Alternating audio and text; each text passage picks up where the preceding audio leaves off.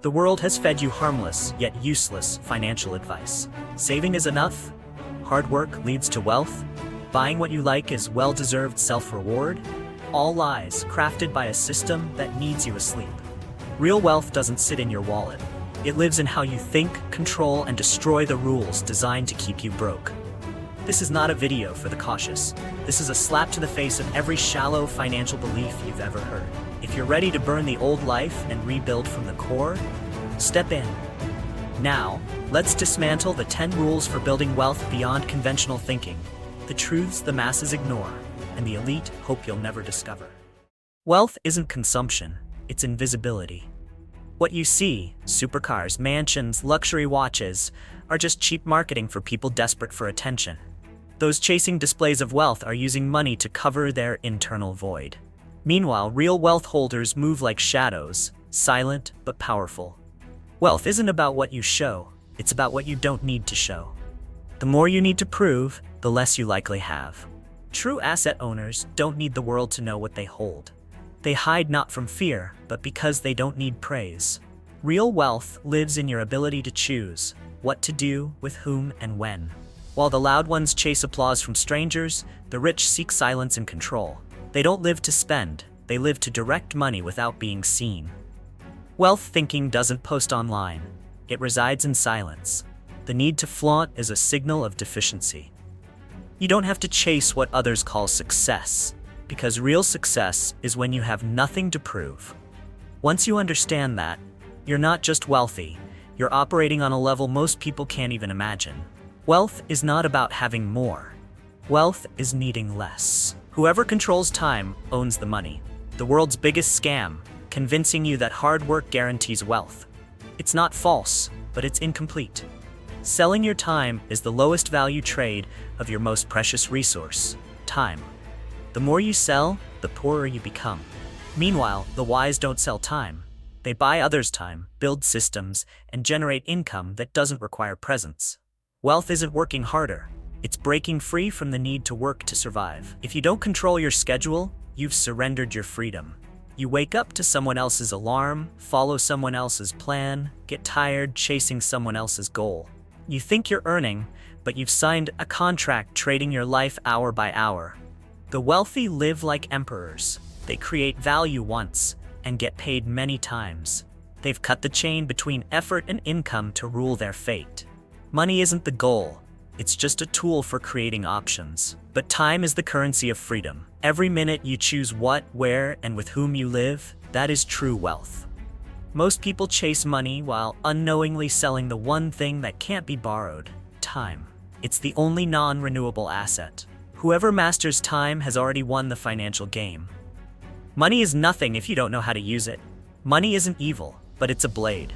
In the hands of fools, it slices morals, rots purpose, and burns self-worth. Money doesn't save, it amplifies what's already inside. If you're hollow, money just makes the emptiness louder. Fools chase money like a god and then blame it when they crash. But money is just a tool. The fool using it poorly is the real problem. It's not about money, it's about you. You think more money equals more happiness? Wrong. Once basic needs are met, money no longer increases joy, but brings anxiety, envy, and pressure. What you call financial success might be a mental trap. Money makes people confuse net worth with self-worth, assets with identity. If you measure yourself by your bank balance, you're pricing your soul in digits, and that's a humiliating deal. Money should serve you, but many serve money. They work relentlessly to sustain lifestyles they don't love, just to impress people they don't respect. That's not freedom, that's high-paid slavery. Money needs a job, not a throne. If you don't assign tasks to your money, it becomes your boss. Real wealth isn't about how much you have, it's about how well you use what you've got. Saving alone is the act of the afraid. Saving won't make you rich, it'll just keep you from starving. If you believe the more you save, the wiser you are, then sorry, you're playing defense with a fearful mindset. Idle money is dead money. Cash left untouched gets eaten alive by inflation. You can't escape poverty by locking money in a vault. Defensive thinking doesn't build empires. If you want to evolve financially, you must learn to put your money in the arena, where it works harder than you ever could. You don't grow by hoarding. You grow by multiplying what you've got. The chronic saver lives in a false sense of security. But truth is, they're letting their food stockpile rot year after year. Inflation is an invisible thief. It silently steals value from every dollar you don't use. While you guard money like treasure, the world spins forward, generating assets, dividends, and compounding wealth from that same cash. If you're not putting your money to work, your so-called savings are actually evidence of your stagnation. Hoarding isn't a wealth strategy, it's a fear response masked as caution. To rise financially, you can't just play not to lose. You must know how to win. And winning means entering the investment battlefield. No blind risks, but clear strategies. Use a structured system, mindful spending, purposeful saving, and focused investing. Funnel money into assets, not deteriorating stuff. Shift capital into growth engines. If you want to change your financial class, you must stop treating money like something to protect and start commanding it like a general commands troops. Leadership over money begins the moment you stop hiding it. Stop dreaming about tomorrow, start living today. Think more money will make you happier? Wrong. The biggest trap in finance isn't losing money, it's being stuck in the illusion of not enough. The more you earn, the more you crave. Every goal achieved only births another. It's a race with no finish line, and those who run it die exhausted. If you don't learn where to stop, you'll never win. Because this game was never designed to be won by those who keep looking ahead while forgetting where they're standing. True wealth doesn't come from getting more. It comes from knowing when you have enough. Many people delay life waiting for when I have the money. But time doesn't wait. Every passing day costs you moments you can't buy back. The awakened understand that fullness doesn't live in their bank account. It lives in their ability to recognize value in what they already have. Constantly chasing tomorrow is the habit of those who've never truly lived. What are you living for? If your answer starts with "once I have enough money," then you're living backward, not forward. Expectation is a double-edged sword. It drives you forward but can distort your ability to see present abundance. You're not poor because of a lack of money. You're poor because you can't see the wealth in what's already yours. Gratitude is your weapon against silent dissatisfaction. And only when you stop fantasizing about tomorrow can you begin living richly, starting today. Break free from meaningless duties. Why do you wake up every day? To pay bills? To please others? To fulfill duties you no longer believe in? If your answer begins with "because I have to," then you've already surrendered your life without realizing it. The world is full of busy people, yet drowning in the directionless. Hard work doesn't save anyone without a cause behind it. You're not alive to merely survive. You're alive to shatter the chains quietly choking your financial freedom while you smile through the routine. Not all duties are noble. Many are chains disguised as obligations, tools others use to keep you caged in the name of responsibility. Society conditions you to sacrifice, obey, and endure, and calls it maturity. But how can you build a prosperous future if your present is mute? Cutting off outdated obligations isn't selfish, it's strategic. You don't owe anyone your life. You only owe yourself one real shot at living on your own terms. That's not rebellion, that's intelligence with a backbone. Freedom begins when you start prioritizing your own dreams. It doesn't come from fulfilling every demand, but from bravely saying no to what doesn't serve your vision. If you only do what others expect, you'll inherit the very life they feared. A life of quiet desperation, repetition, and untapped potential. Wealth doesn't belong to the obedient. It belongs to those who are bold enough to rewrite the script and live a life no one dared to imagine. The rules are fake. Your mission is real. Unstrategic spending is financial suicide. Every dollar you spend is a vote for the future you're building or destroying. Yet most people spend based on emotions. They buy to relieve stress. They buy to feel deserving. They buy to impress people who don't matter. That's not self-care. That's strategic stupidity in disguise. Wealth isn't about how much you earn. It's about how much you stop sabotaging. If you can't control your wallet, eventually, you'll lose your future. Impulse is the tax you pay for not having a plan. Spending isn't wrong, but spending without direction is self-inflicted damage. Every swipe without strategy shrinks your ability to invest, grow, and secure long-term freedom. If what you buy doesn't appreciate or improve your capacity to create, then you've just funded your own decline. Stop calling it a reward. Call it what it is: emotional leakage disguised as self-love. The smart don't let feelings drive transactions. They let goals dictate movement. Purpose is the filter for every expense. Without it, your wallet becomes a landfill of forgotten intentions. Spending must become a strategic weapon, not an instinctual habit. To master money, you need systems. Allocate, track, evaluate. Every dollar should have a mission, a boundary, and a reason to exist. If you don't give money a job, it will find a way to leave without notice. Strategic spending isn't about restriction, it's about sovereignty. The wealthy don't suffocate joy. They wield money like a sword, not a tissue for their emotions. Discipline is liberation in disguise. Don't bet your life on a single black chip. If you put all your money into one place, you're not an investor. You're a gambler dressed in false confidence. The market doesn't care how prepared you think you are. It can crush your sure thing without warning.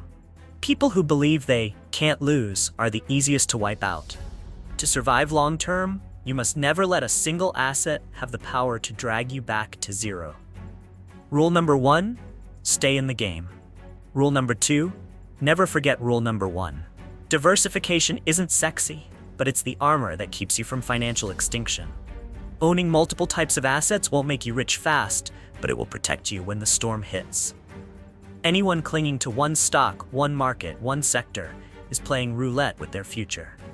Investing is the art of patience and distributing risk. Only fools think all in is bold. The wise know that what survives disruption is more valuable than what thrives in calm. Durability beats drama. To build wealth, you must think like an architect, not a gambler.